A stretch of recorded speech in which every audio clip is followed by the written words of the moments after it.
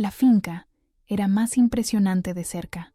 Un sendero de olivos centenarios conducía hasta la entrada principal, donde un pequeño ejército de camareros con bandejas de cava y aperitivos recibía a los invitados.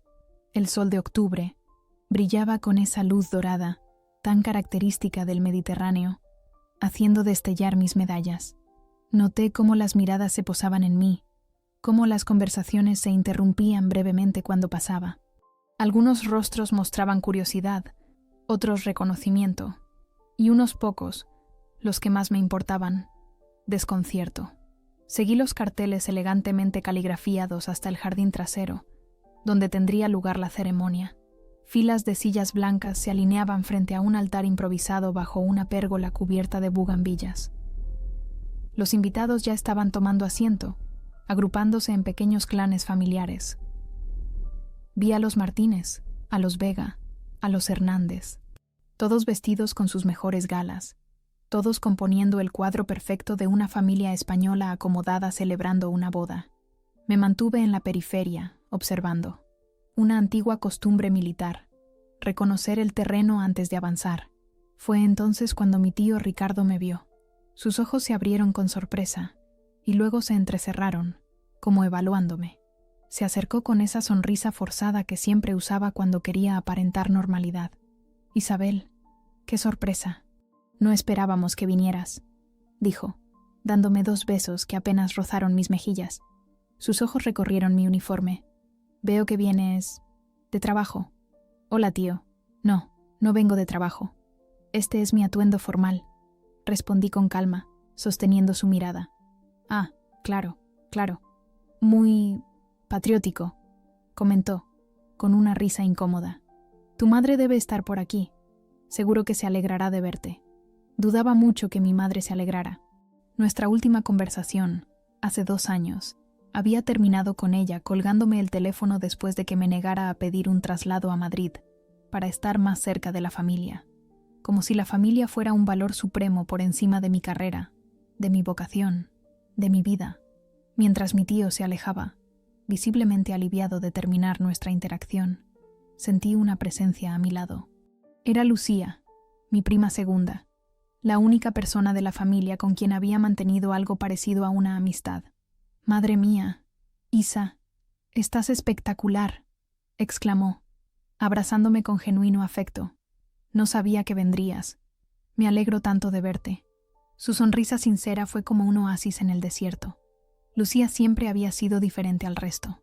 Quizás porque ella también era una especie de oveja negra, divorciada a los 30, sin hijos, con una carrera como fotógrafa freelance que la llevaba por todo el mundo. «¿Cómo va todo? ¿Sigues en Valencia?», preguntó, enlazando su brazo con el mío mientras caminábamos hacia las sillas. «Sí, aunque paso más tiempo fuera que dentro. Acabo de volver de una misión en el Sahel hace 3 semanas. Suena peligroso», comentó, pero sin el tono de reproche o preocupación exagerada que solía escuchar de otros familiares. «Lo es, pero también importante».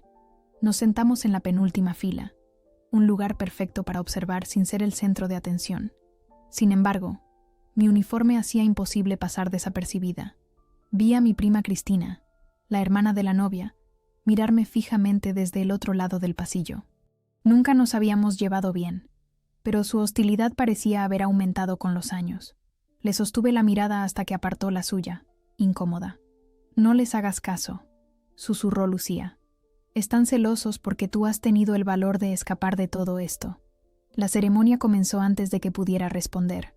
La novia, Laura, apareció del brazo de su padre. Mi tío Antonio. Estaba radiante, como todas las novias, supongo. El novio, un hombre alto y de aspecto serio que no conocía, la esperaba con una sonrisa nerviosa. El ritual siguió su curso previsible. Votos, anillos, besos, aplausos. Observé todo con cierta distancia, como si estuviera viendo una película sobre una cultura extraña. En cierto modo lo era. Esta vida de celebraciones familiares, tradiciones y expectativas me resultaba más ajena que los campamentos militares en el desierto. Después de la ceremonia, los invitados se dirigieron a un amplio patio donde se servirían los aperitivos. Lucía me dejó para ayudar con unas fotos y me encontré sola en medio de la multitud. Decidí acercarme a la barra. El camarero me sirvió una copa de vino tinto sin que tuviera que pedirla. Sonreí ante su eficiencia. Rioja Gran Reserva para la militar, dijo con un guiño. Parece que lo necesita. ¿Tanto se me nota?, pregunté, agradecida por la interacción normal. He servido en muchas bodas. Sé reconocer cuando alguien preferiría estar en cualquier otro lugar. Estaba a punto de responderle cuando sentí una mano en mi hombro. Me giré para encontrarme cara a cara con mi hermana Sofía. Estaba impecable, como siempre. Vestido de diseñador, peinado de peluquería, maquillaje perfecto. A su lado me sentí súbitamente consciente de mi aspecto severo, militar. Isabel, dijo, con esa voz que reservaba para las ocasiones públicas, demasiado alta, demasiado entusiasta. ¡Qué sorpresa! No sabíamos si vendrías. Recibí una invitación. Respondí simplemente. Felicidades por tu éxito en la firma de abogados, por cierto. Mamá me contó. Su sonrisa vaciló por un instante. Quizás no esperaba que estuviera al día de su vida. O quizás le molestaba que, a pesar de todo, yo siguiera interesada. Gracias. Es mucho trabajo, pero satisfactorio. Hizo una pausa, sus ojos recorriendo mi uniforme. Lindo traje. Un poco formal para una boda, ¿no crees? Ahí estaba. El primer golpe, sutil pero inequívoco. Es lo que uso en ocasiones formales, respondí, manteniendo el tono neutro. Como una boda. Claro, claro. Aunque pareces lista para una parada militar, no para bailar. Se rió, como si hubiera hecho una broma inocente. La mesa familiar está por allá. Supongo que te sentarás con nosotros, a menos que tengas que volver al cuartel o algo así. Antes de que pudiera responder, se acercó un grupo de personas. Entre ellas, reconocí a mi madre. Llevaba un conjunto azul marino elegante y discreto, el pelo teñido para ocultar las canas, los labios pintados de un rosa pálido. Nuestros ojos se encontraron y, por un momento, vi algo parecido a la emoción en su mirada. Luego, su expresión se endureció, como si recordara que debía mantener la compostura. Isabel, dijo, con un leve asentimiento. No se acercó a abrazarme. No preguntó cómo estaba. Simplemente constató mi presencia, como quien nota un cambio en el clima. Mamá, respondí, con el mismo tono. Te ves bien. Tú también, dijo, aunque sus ojos evitaban mi uniforme. Es una sorpresa verte aquí. Las invitaciones suelen ser para eso, ¿no? Para que la gente venga. Mi tía Carmen soltó una risita nerviosa. Siempre tan directa, Isabel. Algunas cosas nunca cambian. Sentí que la tensión aumentaba. Mi madre me miraba ahora con esa expresión que también conocía, mezcla de decepción y resignación. Sofía, a su lado, parecía disfrutar del momento, como si mi incomodidad fuera un espectáculo organizado para su entretenimiento. La mesa familiar está completa, dijo mi madre finalmente. Pero te hemos puesto en la mesa 8 con los primos jóvenes. Estarás más cómoda allí. Traducción. No querían sentarse conmigo. Preferían relegarme a la mesa de los adolescentes y los solteros, como si fuera una invitada de segunda categoría, como si no perteneciera realmente a la familia. Perfecto, respondí, levantando mi copa en un brindis silencioso. Así no tendré que controlar mi lenguaje. Me alejé del grupo familiar con la copa en la mano, manteniendo la espalda recta y la cabeza alta, como me habían enseñado en la academia militar. No les daría la satisfacción de verme herida. Al fin y al cabo, ¿qué esperaba? ¿Una bienvenida calurosa? ¿Abrazos y lágrimas de alegría? Había aprendido hace mucho tiempo que las expectativas son el camino más directo hacia la decepción. El cóctel previo a la cena se desarrollaba en los jardines de la finca. Meseros de blanco circulaban entre los invitados con bandejas de jamón ibérico, quesos manchegos y croquetas caseras. La luz del atardecer bañaba el lugar con un resplandor dorado, creando esa atmósfera mágica que los fotógrafos de bodas tanto adoran. Todo perfectamente orquestado para crear la ilusión de felicidad y armonía familiar. Me apoyé en una columna, observando a los invitados. Podía identificar fácilmente los diferentes grupos. Los amigos del novio, ruidosos y algo borrachos. Las amigas de la novia, elegantes y pendientes de cada detalle para comentarlo después. Los familiares mayores, sentados en las mesas más alejadas, comentando quién se había divorciado, quién había engordado ¿Y quién estaba embarazada sin estar casada? El eterno juego de las apariencias y los juicios. Disculpe, ¿le importa si me uno a usted en este rincón de observación estratégica? La voz masculina me sobresaltó. Me giré para encontrarme con un hombre de unos 40 años, alto, con el pelo entrecano y una sonrisa amable. Llevaba un traje gris bien cortado, aunque la corbata ligeramente torcida delataba cierta incomodidad con la formalidad. «Adelante», respondí curiosa. «¿También está huyendo de la socialización forzada?» «Culpable», admitió, levantando las manos en un gesto de rendición. «Soy Miguel, amigo del novio, o más bien, compañero de trabajo que fue invitado por compromiso. Isabel», me presenté, sin añadir mi relación con los novios. «¿Qué te delató? ¿Mi posición defensiva o mi cara de pocos amigos?» Él rió, un sonido genuino que contrastaba con las risas artificiales que nos rodeaban. «Ni lo uno ni lo otro. Es solo que reconozco a un alma gemela cuando la veo. Alguien que preferiría estar en cualquier otro lugar menos en una boda llena de gente que apenas conoce». Algo en su franqueza me gustó. No había artificio en sus palabras, ni intentaba impresionar o juzgar. Era simplemente honesto, una cualidad rara en este tipo de eventos. «¿Y qué te trae por aquí, además del deber social?», preguntó, dando un sorbo a su copa de vino.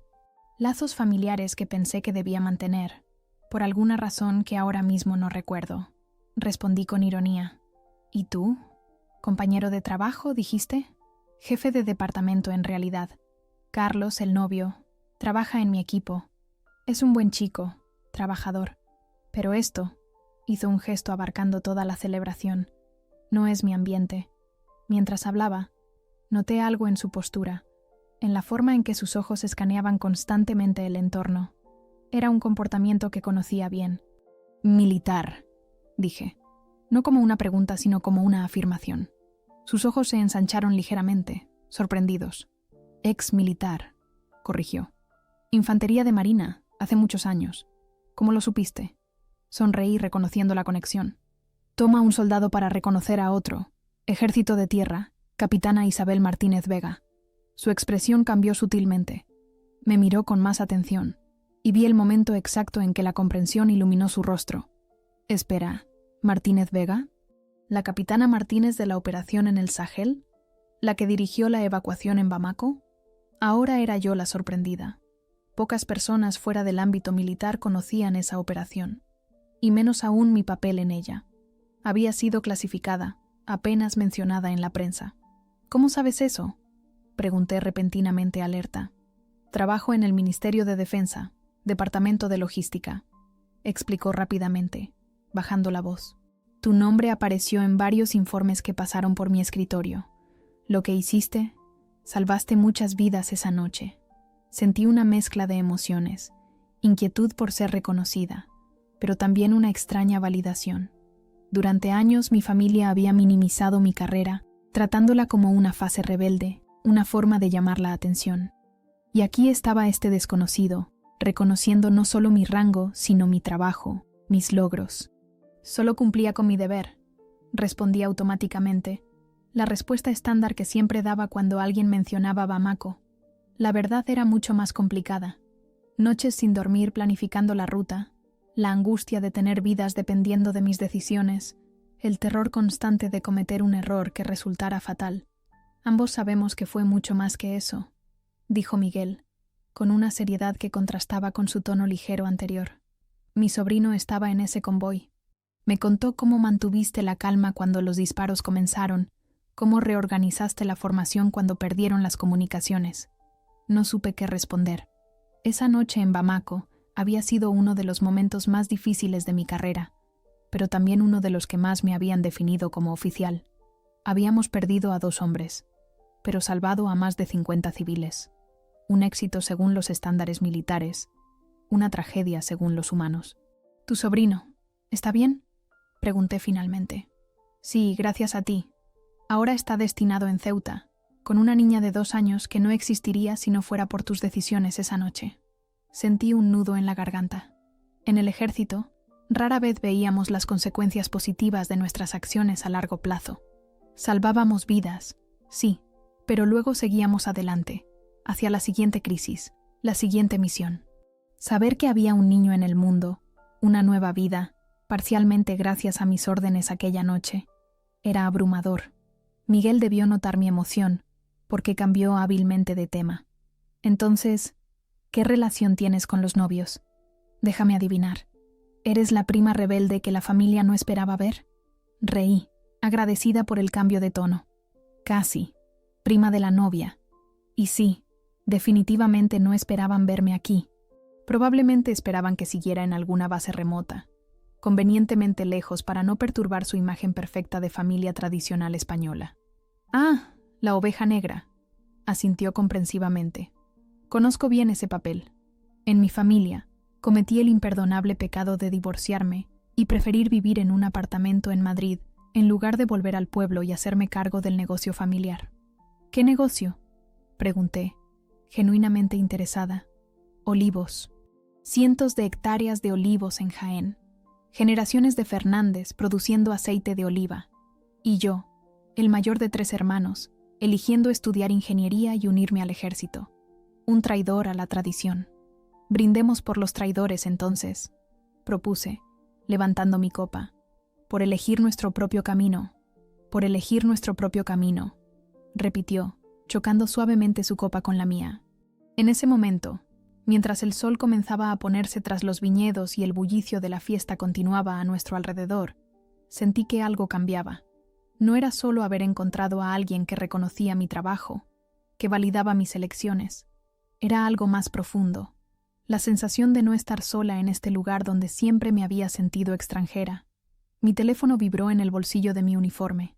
Lo saqué discretamente, esperando que no fuera una emergencia del cuartel. Era un mensaje de Lucía. Te he estado buscando. La cena va a comenzar. ¿Dónde estás? Parece que nos reclaman, dije, guardando el teléfono. La cena está a punto de servirse. Miguel asintió, pero no hizo ademán de moverse. Antes de que vayamos, quería decirte algo más, capitana. Lo que hiciste en Bamako, muchos oficiales habrían optado por la retirada, por salvar a sus propios hombres primero. Tu decisión de quedarte, de proteger a los civiles a pesar del riesgo, esa es la diferencia entre un oficial y un líder. Sus palabras me golpearon con más fuerza que cualquier crítica familiar. En el ejército, el reconocimiento rara vez viene en forma de elogios directos. Viene en la confianza silenciosa de tus subordinados, en la aprobación tácita de tus superiores. Escucharlo expresado así, de manera tan clara y sincera, me dejó momentáneamente sin palabras. Gracias, dije finalmente, con la voz más firme que pude reunir. Significa mucho viniendo de alguien que entiende lo que implica ese tipo de decisiones. No hay de qué. Ahora, ¿me permitiría escoltarla hasta el comedor, capitana?, preguntó, ofreciéndome su brazo con una sonrisa cálida. Sería un honor, señor, respondí, enlazando mi brazo con el suyo. Mientras caminábamos hacia el salón donde se serviría la cena, sentí las miradas de mi familia siguiéndonos. Vi la sorpresa en sus rostros al verme del brazo de un hombre desconocido, sonriendo, cómoda. Pero por primera vez en años, sus miradas no me afectaron. Ya no necesitaba su aprobación ni temía su juicio. Había encontrado algo mucho más valioso: el reconocimiento de alguien que entendía el mundo del que yo venía, las decisiones que había tomado, la persona en la que me había convertido. Y en ese momento, eso era suficiente. Me alejé del grupo familiar con la copa en la mano, manteniendo la espalda recta y la cabeza alta, como me habían enseñado en la academia militar. No les daría la satisfacción de verme herida. Al fin y al cabo, ¿qué esperaba? ¿Una bienvenida calurosa? ¿Abrazos y lágrimas de alegría? Había aprendido hace mucho tiempo que las expectativas son el camino más directo hacia la decepción. El cóctel previo a la cena se desarrollaba en los jardines de la finca. Meseros de blanco circulaban entre los invitados con bandejas de jamón ibérico, quesos manchegos y croquetas caseras. La luz del atardecer bañaba el lugar con un resplandor dorado, creando esa atmósfera mágica que los fotógrafos de bodas tanto adoran. Todo perfectamente orquestado para crear la ilusión de felicidad y armonía familiar. Me apoyé en una columna, observando a los invitados. Podía identificar fácilmente los diferentes grupos: los amigos del novio, ruidosos y algo borrachos; las amigas de la novia, elegantes y pendientes de cada detalle para comentarlo después; los familiares mayores, sentados en las mesas más alejadas, comentando quién se había divorciado, quién había engordado y quién estaba embarazada sin estar casada. El eterno juego de las apariencias y los juicios. Disculpe, ¿le importa si me uno a usted en este rincón de observación estratégica? La voz masculina me sobresaltó. Me giré para encontrarme con un hombre de unos 40 años, alto, con el pelo entrecano y una sonrisa amable. Llevaba un traje gris bien cortado, aunque la corbata ligeramente torcida delataba cierta incomodidad con la formalidad. «Adelante», respondí curiosa. «¿También está huyendo de la socialización forzada?» «Culpable», admitió, levantando las manos en un gesto de rendición. «Soy Miguel, amigo del novio, o más bien, compañero de trabajo que fue invitado por compromiso. Isabel», me presenté, sin añadir mi relación con los novios. «¿Qué te delató? ¿Mi posición defensiva o mi cara de pocos amigos?» Él rió, un sonido genuino que contrastaba con las risas artificiales que nos rodeaban. «Ni lo uno ni lo otro. Es solo que reconozco a un alma gemela cuando la veo. Alguien que preferiría estar en cualquier otro lugar menos en una boda llena de gente que apenas conoce». Algo en su franqueza me gustó. No había artificio en sus palabras, ni intentaba impresionar o juzgar. Era simplemente honesto, una cualidad rara en este tipo de eventos. «¿Y qué te trae por aquí, además del deber social?», preguntó, dando un sorbo a su copa de vino. «Lazos familiares que pensé que debía mantener, por alguna razón que ahora mismo no recuerdo», respondí con ironía. «¿Y tú? ¿Compañero de trabajo, dijiste?» «Jefe de departamento en realidad. Carlos, el novio, trabaja en mi equipo. Es un buen chico, trabajador. Pero esto», hizo un gesto abarcando toda la celebración, «no es mi ambiente». Mientras hablaba, noté algo en su postura, en la forma en que sus ojos escaneaban constantemente el entorno. Era un comportamiento que conocía bien. «Militar», dije, no como una pregunta sino como una afirmación. Sus ojos se ensancharon ligeramente, sorprendidos. «Ex-militar», corrigió. «Infantería de marina, hace muchos años. ¿Cómo lo supiste?». Sonreí reconociendo la conexión. «Toma un soldado para reconocer a otro. Ejército de Tierra, capitana Isabel Martínez Vega». Su expresión cambió sutilmente. Me miró con más atención, y vi el momento exacto en que la comprensión iluminó su rostro. «Espera, ¿Martínez Vega? ¿La capitana Martínez de la operación en el Sahel? ¿La que dirigió la evacuación en Bamako?». Ahora era yo la sorprendida. Pocas personas fuera del ámbito militar conocían esa operación, y menos aún mi papel en ella. Había sido clasificada, apenas mencionada en la prensa. «¿Cómo sabes eso?», pregunté repentinamente alerta. «Trabajo en el Ministerio de Defensa, Departamento de Logística», explicó rápidamente, bajando la voz. «Tu nombre apareció en varios informes que pasaron por mi escritorio. Lo que hiciste, salvaste muchas vidas esa noche». Sentí una mezcla de emociones, inquietud por ser reconocida, pero también una extraña validación. Durante años mi familia había minimizado mi carrera, tratándola como una fase rebelde, una forma de llamar la atención. Y aquí estaba este desconocido, reconociendo no solo mi rango, sino mi trabajo, mis logros. «Solo cumplía con mi deber», respondí automáticamente, la respuesta estándar que siempre daba cuando alguien mencionaba Bamako. La verdad era mucho más complicada. Noches sin dormir planificando la ruta, la angustia de tener vidas dependiendo de mis decisiones, el terror constante de cometer un error que resultara fatal. «Ambos sabemos que fue mucho más que eso», dijo Miguel, con una seriedad que contrastaba con su tono ligero anterior. «Mi sobrino estaba en ese convoy. Me contó cómo mantuviste la calma cuando los disparos comenzaron, cómo reorganizaste la formación cuando perdieron las comunicaciones». No supe qué responder.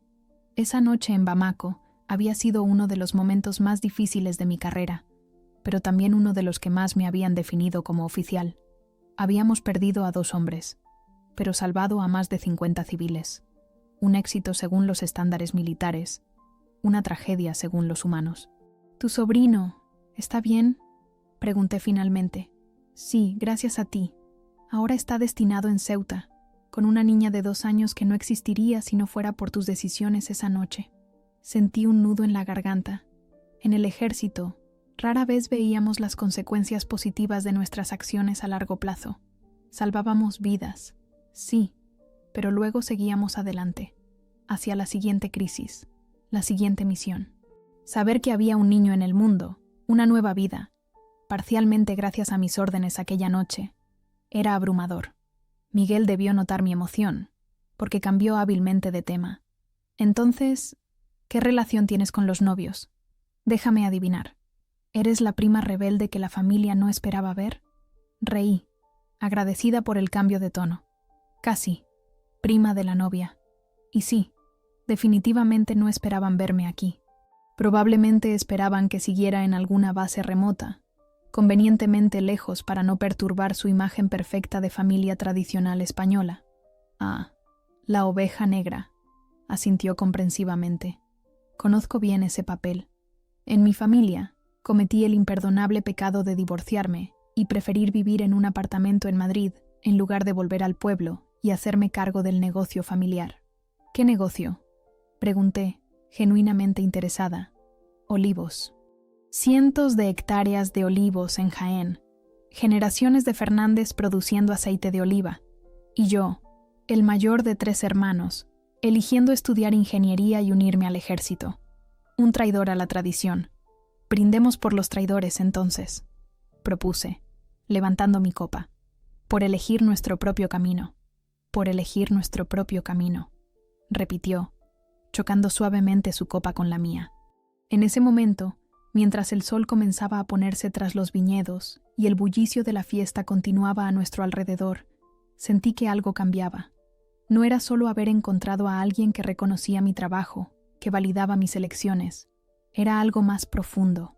La sensación de no estar sola en este lugar donde siempre me había sentido extranjera. Mi teléfono vibró en el bolsillo de mi uniforme.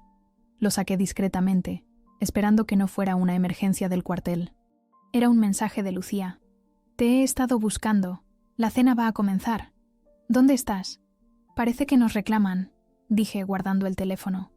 La cena está a punto de servirse. Miguel asintió, pero no hizo ademán de moverse. Antes de que vayamos, quería decirte algo más, capitana. Lo que hiciste en Bamako. Muchos oficiales habrían optado por la retirada, por salvar a sus propios hombres primero. Tu decisión de quedarte, de proteger a los civiles a pesar del riesgo, esa es la diferencia entre un oficial y un líder. Sus palabras me golpearon con más fuerza que cualquier crítica familiar. En el ejército, el reconocimiento rara vez viene en forma de elogios directos. Viene en la confianza silenciosa de tus subordinados, en la aprobación tácita de tus superiores. Escucharlo expresado así, de manera tan clara y sincera, me dejó momentáneamente sin palabras. Gracias, dije finalmente, con la voz más firme que pude reunir. Significa mucho viniendo de alguien que entiende lo que implica ese tipo de decisiones. No hay de qué. Ahora, ¿me permitiría escoltarla hasta el comedor, capitana?, preguntó, ofreciéndome su brazo con una sonrisa cálida. Sería un honor, señor, respondí, enlazando mi brazo con el suyo. Mientras caminábamos hacia el salón donde se serviría la cena, sentí las miradas de mi familia siguiéndonos. Vi la sorpresa en sus rostros al verme del brazo de un hombre desconocido, sonriendo, cómoda. Pero por primera vez en años, sus miradas no me afectaron. Ya no necesitaba su aprobación ni temía su juicio. Había encontrado algo mucho más valioso, el reconocimiento de alguien que entendía el mundo del que yo venía, las decisiones que había tomado, la persona en la que me había convertido, y en ese momento, eso era suficiente. La cena resultó ser exactamente lo que esperaba, un desfile interminable de platos elaborados, conversaciones superficiales y risas forzadas. Me habían sentado, efectivamente, en la mesa de los sobrantes, los primos solteros, un par de amigos de la infancia de la novia y algunos compañeros de trabajo del novio. Para mi sorpresa, Miguel también había sido asignado a la misma mesa, algo que agradecí silenciosamente cuando vi su nombre en la tarjeta junto a la mía. Los camareros servían vino generosamente, y el nivel de ruido aumentaba proporcionalmente con cada copa vaciada.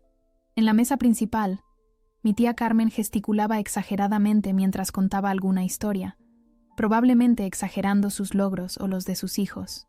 Mi madre la escuchaba con esa sonrisa tensa que siempre ponía cuando quería aparentar interés. Y Sofía, Mi hermana brillaba como siempre, el centro de atención, la hija perfecta. ¿En qué piensas?, preguntó Miguel, inclinándose ligeramente hacia mí. El murmullo de la fiesta nos envolvía, creando una burbuja de intimidad.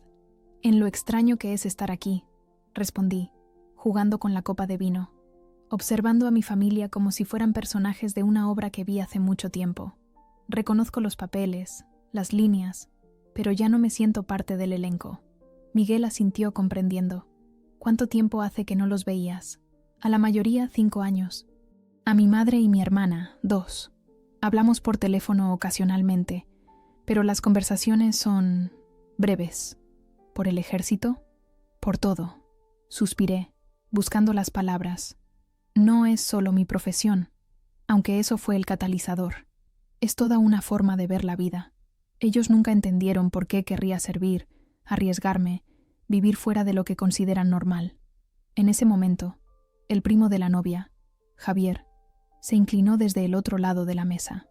Llevaba toda la noche lanzándome miradas entre curiosas y burlonas. «Oye, prima», dijo, con la voz ligeramente arrastrada por el alcohol. «¿Es verdad que en el ejército te hacen correr hasta vomitar? Mi amigo Paco estuvo 6 meses y lo dejó. Dijo que era una tortura».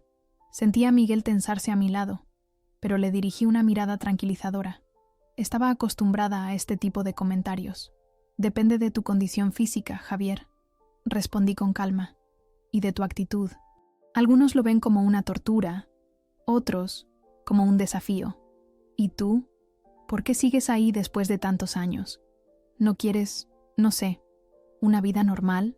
¿Familia? ¿Hijos?» La pregunta flotó en el aire, cargada de todas las suposiciones y expectativas que mi familia siempre había proyectado sobre mí. La vida normal, como si lo que yo hacía fuera una aberración, una desviación del único camino aceptable para una mujer. Mi vida es normal, Javier. Es mi normalidad. Y es más plena de lo que puedes imaginar. No añadí más. No mencioné las madrugadas viendo amanecer en el desierto, el orgullo de ver a un recluta convertirse en soldado gracias a mi instrucción, la adrenalina de una misión cumplida, la camaradería que solo se encuentra cuando confías tu vida a otros y ellos confían la suya a ti. No hablé de ello porque sabía que no lo entenderían, que lo reducirían a frases hechas sobre patriotismo o, peor aún, a algún trauma infantil no resuelto. Javier pareció decepcionado con mi respuesta breve. Esperaba provocarme, quizás obtener alguna anécdota escabrosa que pudiera compartir más tarde. Al no conseguirlo, volvió a su conversación con la chica a su lado, una amiga de la novia que llevaba toda la noche riendo demasiado alto por comentarios que no eran particularmente graciosos. «Lo has manejado bien», comentó Miguel cuando Javier se distrajo. «Yo habría sido menos diplomático». «Años de práctica», sonreí. Al principio me enfadaba, intentaba explicarles, hacerles entender. Ahora sé que es inútil. Viven en un mundo diferente. Tras el postre, una tarta de 3 chocolates que apenas probé, decidí tomar aire. Le dije a Miguel que volvería en unos minutos y me dirigí hacia el jardín trasero, donde la noche veraniega ofrecía un respiro del calor y el ruido del salón. El jardín estaba iluminado con pequeñas luces blancas entrelazadas en los árboles, creando un efecto casi mágico. Me senté en un banco de piedra junto a una pequeña fuente. El sonido del agua era relajante, casi hipnótico. Cerré los ojos un momento, dejando que la tensión de la noche se disipara lentamente. No sé cuánto tiempo estuve así, pero cuando abrí los ojos, me sorprendió ver a mi madre de pie frente a mí. Llevaba una copa de cava en la mano y me miraba con una expresión que no supe descifrar. «¿Puedo sentarme?», preguntó, con una formalidad que me dolió más que cualquier reproche. Asentí, haciéndome a un lado. Nos quedamos en silencio unos minutos, escuchando el agua, y a lo lejos, la música de la fiesta. «Te sienta bien el uniforme», dijo finalmente. No era un cumplido exactamente, pero tampoco sonaba como una crítica. «Gracias».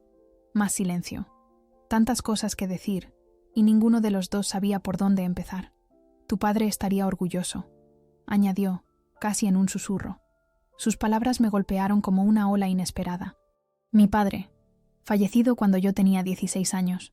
Un hombre callado, serio, que rara vez expresaba emociones, pero que, a su manera, siempre me había apoyado, que me había enseñado a cambiar una rueda, a arreglar un enchufe, a no depender de nadie, que me había mirado con algo parecido al orgullo cuando le dije, a los 15 años, que quería entrar en la academia militar. ¿Tú crees?, pregunté, con la voz ligeramente quebrada. Mi madre asintió, mirando al frente. Lo creo. Él siempre supo que eras diferente, especial. Yo solo quería protegerte. La vida militar es dura, Isabel, especialmente para una mujer. Lo es, admití, pero también lo es cualquier vida que valga la pena ser vivida. Mi madre tomó un sorbo de su cava, pensativa. Sofía dice que has estado en lugares peligrosos, en África, en Oriente Medio. He estado en misiones, sí. ¿Has pasado miedo? La pregunta me sorprendió. No era algo que esperara de ella. Durante años, había actuado como si mi carrera militar fuera una especie de trabajo de oficina con uniforme, ignorando deliberadamente la realidad de lo que hacía. Sí, respondí honestamente. He pasado miedo, mucho miedo a veces. ¿Y entonces por qué lo haces? Esta vez, decidí responder con toda la verdad. Se lo debía, y quizás también me lo debía a mí misma. Porque cuando más miedo tengo, más viva me siento. Porque cada vez que superamos una misión difícil, sé que hemos marcado una diferencia real en la vida de personas que realmente lo necesitan. Porque confío en mi equipo, y ellos confían en mí, y eso es algo que no cambiaría por nada. Mi madre me miró largamente, como si estuviera viendo a una extraña. Quizás lo era. Quizás ambas habíamos cambiado tanto en estos años que ya no sabíamos cómo hablar la una con la otra. Tenía tantos sueños para ti, murmuró. Lo sé. Pero eran tus sueños, mamá, no los míos. Esperaba una discusión, una lista de reproches sobre oportunidades desperdiciadas y decisiones equivocadas. En su lugar, vi algo que nunca había visto en sus ojos. Resignación. Sí, pero también un atisbo de aceptación. ¿Eres feliz, Isabel?, preguntó de repente. Con tu vida, con tus decisiones. ¿Eres feliz? La pregunta me desarmó por su simplicidad y su profundidad. ¿Era feliz? No era algo que me preguntara a menudo. Mi vida estaba definida por el deber, la responsabilidad, el servicio. La felicidad parecía un lujo secundario, casi frívolo. No sé si feliz es la palabra, respondí tras un momento. Estoy satisfecha, orgullosa, completa. Mi madre asintió lentamente, como procesando la información. Luego, en un gesto que me sorprendió, extendió su mano y cubrió la mía. Fue un contacto breve, casi tímido, pero sentí todo el peso de lo que no podía expresar con palabras. Debería volver, dijo, poniéndose de pie. Tu tía Carmen estará buscándome para los discursos. Claro. Se alejó unos pasos, pero luego se detuvo y se volvió hacia mí. Isabel, me alegro de que hayas venido hoy. Y con eso, regresó a la fiesta, dejándome sola con mis pensamientos y el sonido del agua. Algo había cambiado en ese breve intercambio. No era reconciliación, no exactamente. Era más bien un reconocimiento mutuo. Un primer paso, quizás, hacia un nuevo tipo de relación. Permanecí en el jardín unos minutos más, respirando profundamente, procesando lo que acababa de ocurrir. Por primera vez en años, sentí que el silencio entre mi madre y yo no estaba cargado solo de reproches y expectativas no cumplidas. También había comprensión, o al menos el inicio de ella. Cuando regresé al salón, la fiesta estaba en pleno apogeo. Habían retirado algunas mesas para ampliar la pista de baile, y una mezcla ecléctica de invitados se movía al ritmo de una canción de moda. Busqué a Miguel con la mirada, y lo encontré junto a la barra, conversando con un hombre mayor que reconocí como el padre del novio. Me acerqué lentamente, sin querer interrumpir. Miguel me vio y me hizo un gesto para que me uniera a ellos. El padre del novio, don Fernando, según me presentó Miguel, resultó ser un hombre afable con el pelo completamente blanco y una risa contagiosa. «Así que usted es la famosa capitana», dijo, estrechando mi mano con firmeza. Miguel me estaba contando sobre su impresionante carrera. Lancé una mirada inquisitiva a Miguel, quien se encogió de hombros con una sonrisa. «No he revelado nada clasificado, lo prometo. Solo algunas generalidades sobre tu servicio en misiones internacionales. Don Fernando asintió con entusiasmo. Mi padre fue militar, ¿sabe? Sirvió en el norte de África en los años 50. Siempre hablaba del honor del servicio. Es un honor, sí, concordé. Aunque a veces es difícil explicárselo a quienes no lo han vivido. Como a su familia, imagino, dijo, con una perspicacia que me sorprendió. Al ver mi expresión, añadió, perdone la indiscreción. Es solo que he observado cierta tensión durante la cena. Fernando es muy observador, explicó Miguel. Antiguo profesor de psicología en la Universidad Complutense. Jubilado ahora, pero con el hábito de analizar a todos. Un vicio profesional, admitió don Fernando con una sonrisa. Pero a veces resulta útil. Por ejemplo, puedo ver que usted, capitana, ha encontrado su lugar en el mundo. No es algo que mucha gente pueda decir. Sus palabras, tan similares a la conversación que acababa de tener con mi madre, me hicieron reflexionar. Quizás tenía razón. Quizás esa era la raíz del conflicto con mi familia. Yo había encontrado mi lugar, mi propósito, mientras que ellos seguían atrapados en expectativas y convenciones sociales. Antes de que pudiera responder, las luces del salón se atenuaron y el maestro de ceremonias anunció que era el momento de los discursos. Los novios tomaron asiento en la mesa principal, flanqueados por sus padres y los padrinos de boda. El mejor amigo del novio habló primero, relatando anécdotas de la universidad que arrancaron carcajadas. Luego fue el turno de la dama de honor, la mejor amiga de mi prima Laura, quien derramó algunas lágrimas mientras hablaba de su amistad desde la infancia. Finalmente, el padre de la novia, mi tío Antonio, se puso de pie. Era un hombre imponente, director de un banco importante, acostumbrado a que todos escucharan cuando hablaba. Su discurso fue formal y estructurado, lleno de consejos sobre el matrimonio y la familia que sonaban más a un informe empresarial que a palabras de un padre en la boda de su hija. «Y ahora», dijo el maestro de ceremonias cuando mi tío terminó, antes de continuar con la fiesta, ¿hay algún familiar o amigo que quiera añadir unas palabras? Hubo un silencio momentáneo. Vi a mi tía Carmen codear a Sofía, probablemente instándola a levantarse y decir algo perfectamente ensayado. Pero antes de que mi hermana pudiera reaccionar, me encontré poniéndome de pie. No fue una decisión consciente, simplemente ocurrió.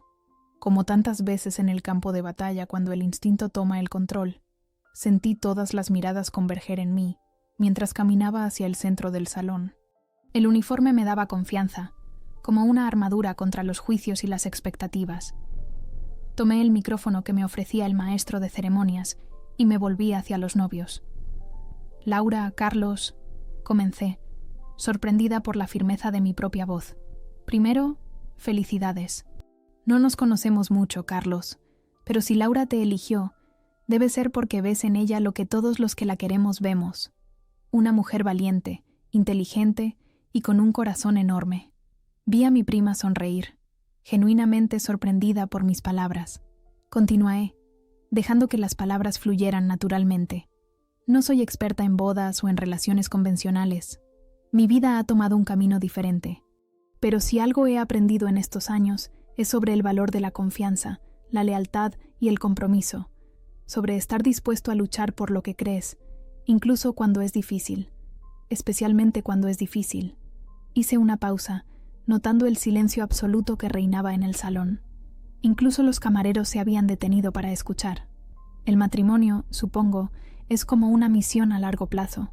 Habrá momentos de calma y momentos de tormenta. Momentos en que todo saldrá según lo planeado y otros en que tendrás que improvisar. Lo importante es que confíes en tu compañero, que comuniques claramente y que nunca, nunca olvides por qué empezaste esta misión en primer lugar. Vi a Carlos asentir, como si realmente estuviera considerando mis palabras. Laura, por su parte, tenía los ojos brillantes, aunque no sabría decir si de emoción o sorpresa. Y sobre todo, añadí, recordad que cada uno de vosotros es una persona completa antes de ser una pareja. Respetad vuestros sueños individuales, apoyaos en ellos, celebrad vuestras diferencias, porque al final del día son esas diferencias las que os hacen únicos. Levanté mi copa, consciente de que estaba hablando tanto para los novios como para mi familia, que me observaba con expresiones que iban desde la sorpresa hasta la incomodidad.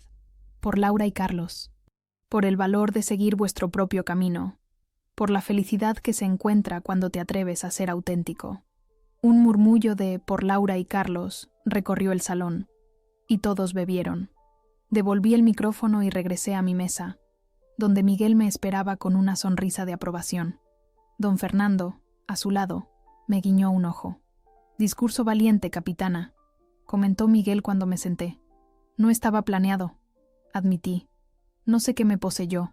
La verdad, quizás, sugirió don Fernando. A veces necesitamos estas ocasiones para decir lo que realmente pensamos. Miré hacia la mesa principal. Mi familia parecía dividida en sus reacciones. Mi tío Antonio mantenía su rostro imperturbable, aunque podía adivinar su desaprobación. Mi tía Carmen hablaba rápidamente con la madre del novio, probablemente disculpándose por mi impertinencia. Sofía me miraba con una mezcla de irritación y algo más. ¿Respeto, quizás?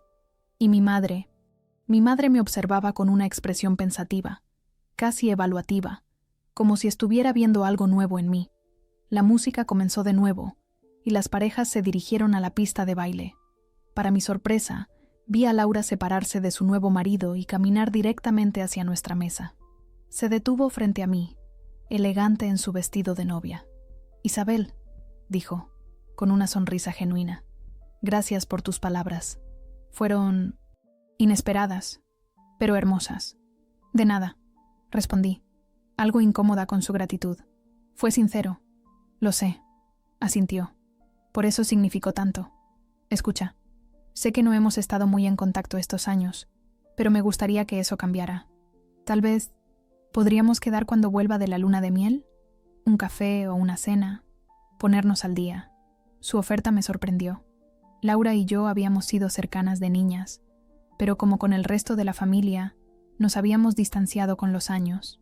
La idea de reconectar me resultaba extrañamente atractiva. «Me gustaría», dije, y lo decía en serio. Laura sonrió, radiante, y luego miró a Miguel con curiosidad. «¿Y este caballero es...?» «Miguel Fernández», se presentó él, poniéndose de pie para saludarla. «Compañero de trabajo de Carlos, y admirador del discurso de tu prima». «Encantada», respondió Laura. «Espero que convenzas a Isabel para que baile un poco. La música lenta está a punto de empezar». Con un último guiño cómplice, regresó junto a su marido, dejándome con una mezcla de emociones contradictorias. Por un lado, la satisfacción de haber conectado genuinamente con Laura. Por otro, la ansiedad ante la idea de bailar, algo que no había hecho en años.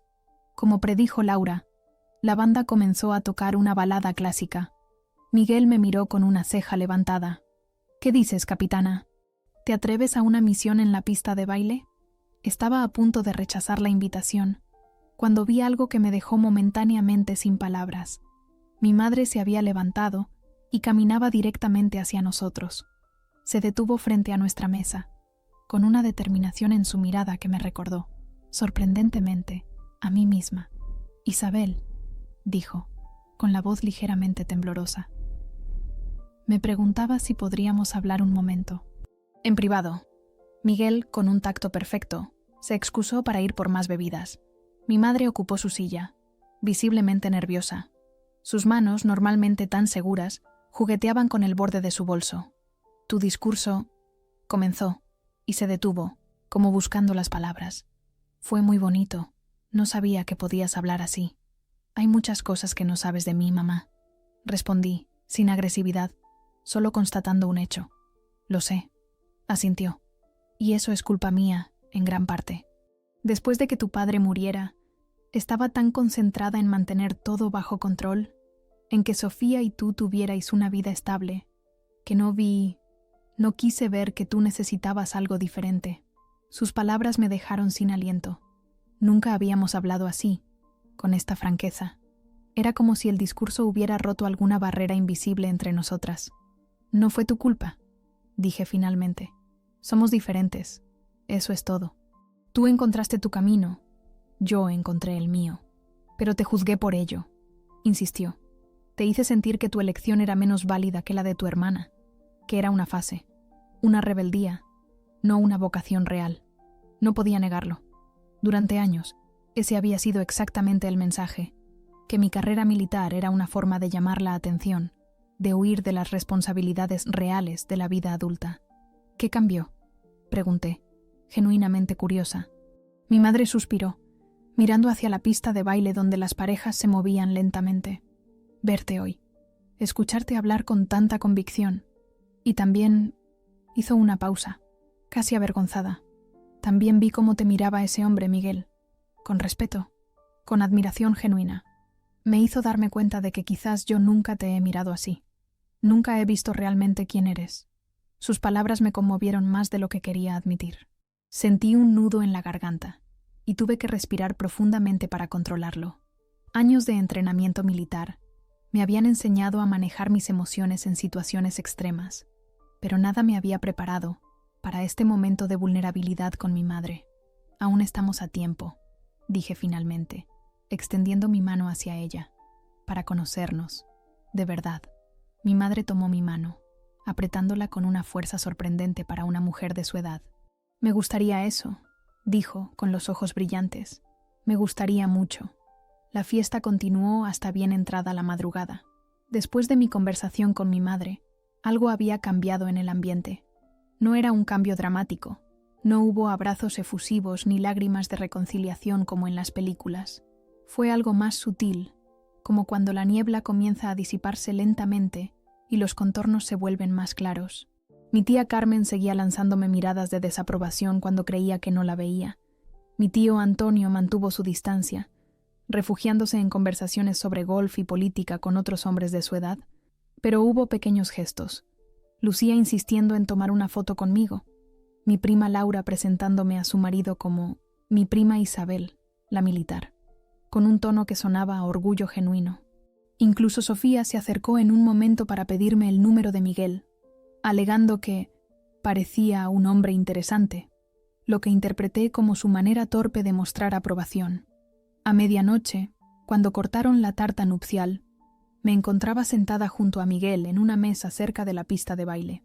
Habíamos bailado un par de canciones, descubriendo que ambos éramos sorprendentemente buenos para gente que rara vez frecuentaba fiestas.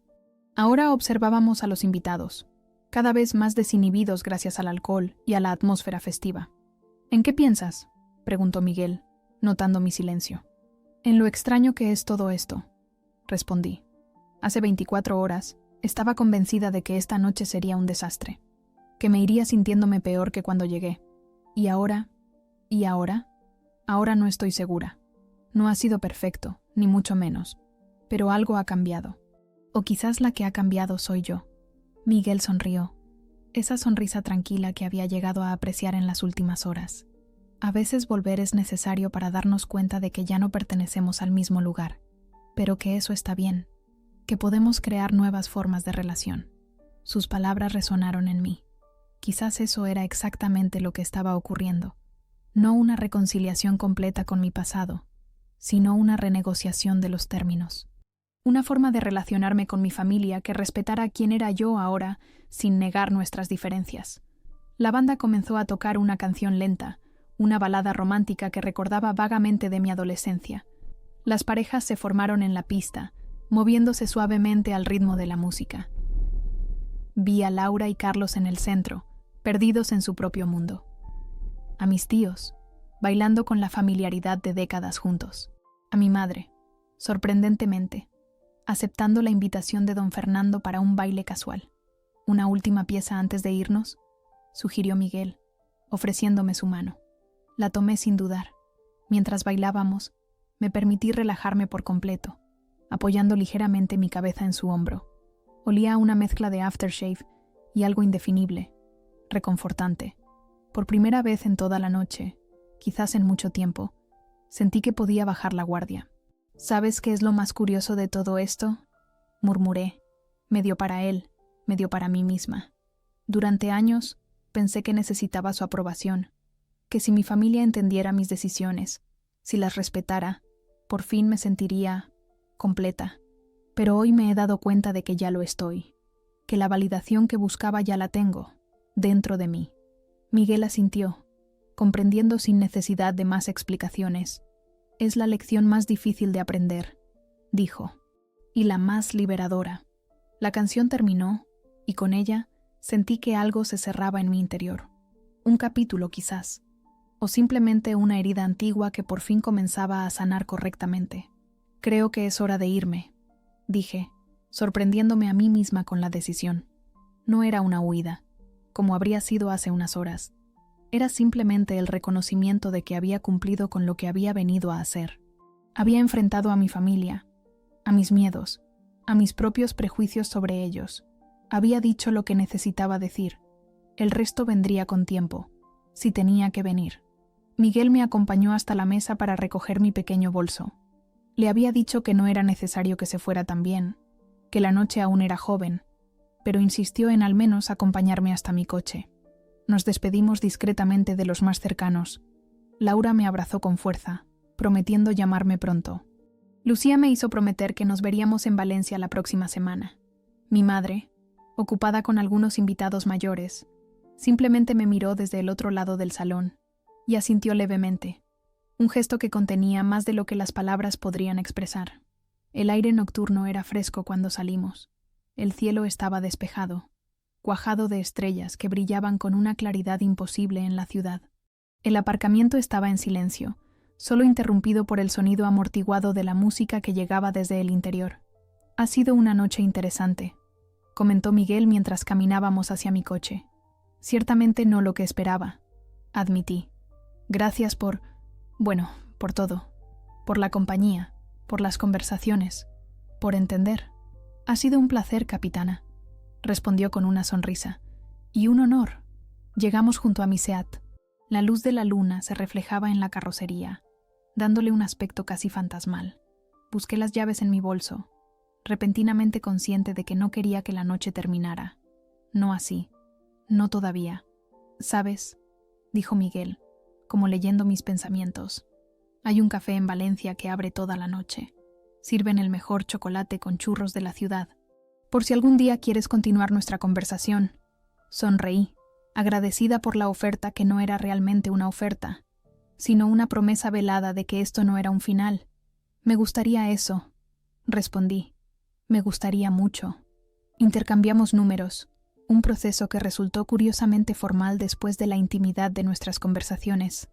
Luego, en un impulso que me sorprendió a mí misma, me acerqué y le di un beso en la mejilla.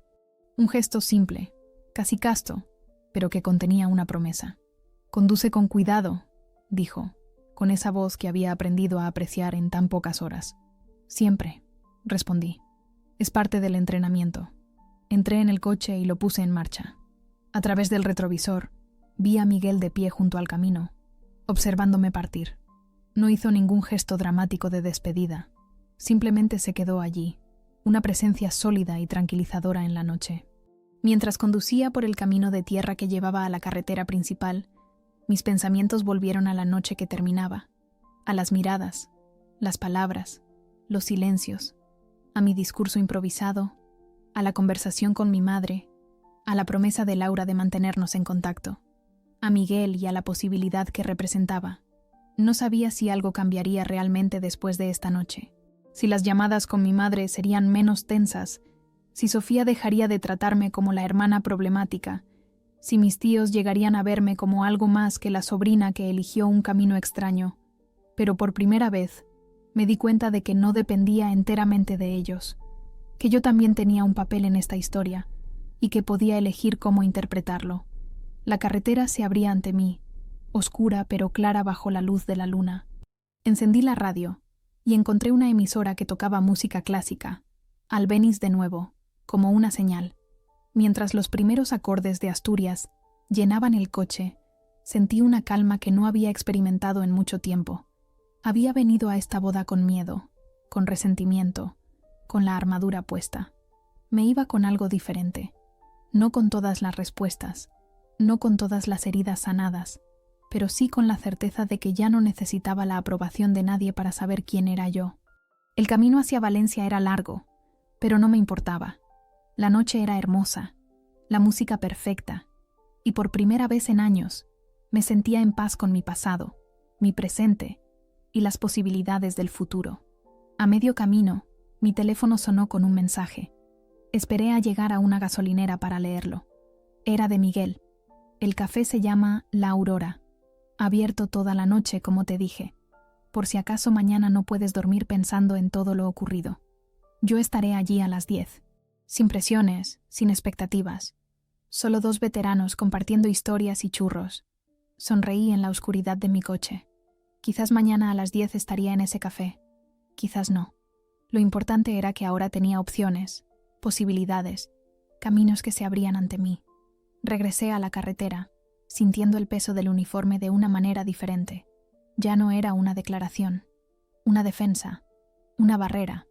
Era simplemente una parte de mí, como mi historia familiar, mis cicatrices, mis victorias, todo lo que me había hecho ser quien era ahora. La luna me acompañó durante todo el trayecto, brillante y clara en el cielo estrellado, y mientras Valencia aparecía en el horizonte, sus luces mezclándose con el amanecer incipiente, supe con certeza que, pasara lo que pasara a partir de ahora, estaría bien. Porque por fin había aprendido la lección más importante, que el verdadero valor no está en ganar todas las batallas, sino en elegir cuáles merecen ser luchadas. Y esta batalla, la de mi identidad, la de mi lugar en el mundo, ya la había ganado hace mucho tiempo. Solo necesitaba esta noche para darme cuenta.